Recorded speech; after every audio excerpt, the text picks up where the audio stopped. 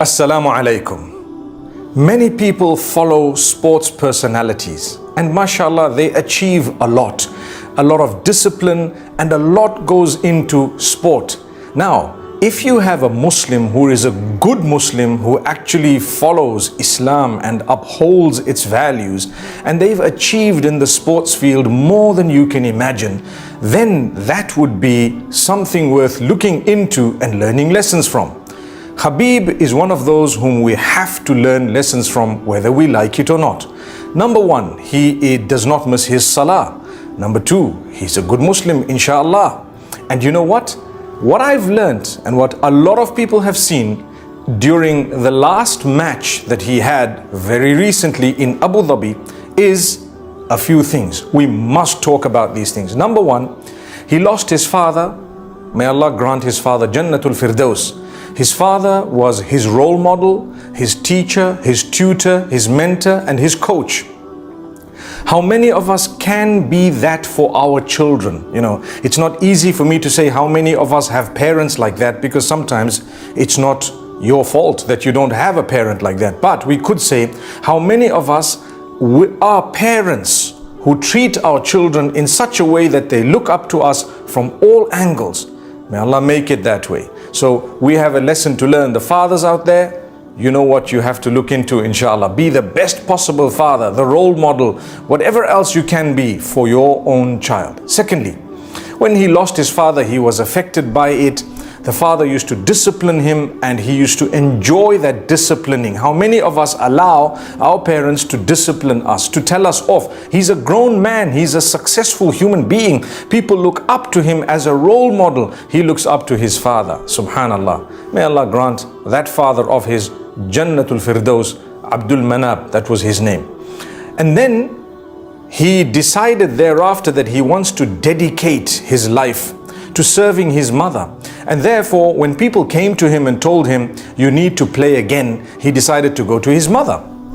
And when he went to his mother, subhanallah, his mother was reluctant. He says he spent 3 days trying to convince his mother. The mother was not happy for him to go into the octagon without his father, because the father obviously was the support and the coach and whatever I've just said. And so when he finally convinced his mother, he said a few things. Now, before I get to that, how many of us would even consider asking our mothers before we did something? Subhanallah, it's a point, isn't it?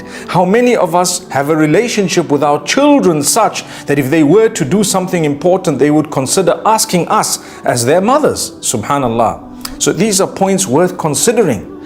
The man asks his mother, and that shows you that he looks up to his mother and they have that relationship. He's a grown man, like I said, millions of followers, the best in his particular sport.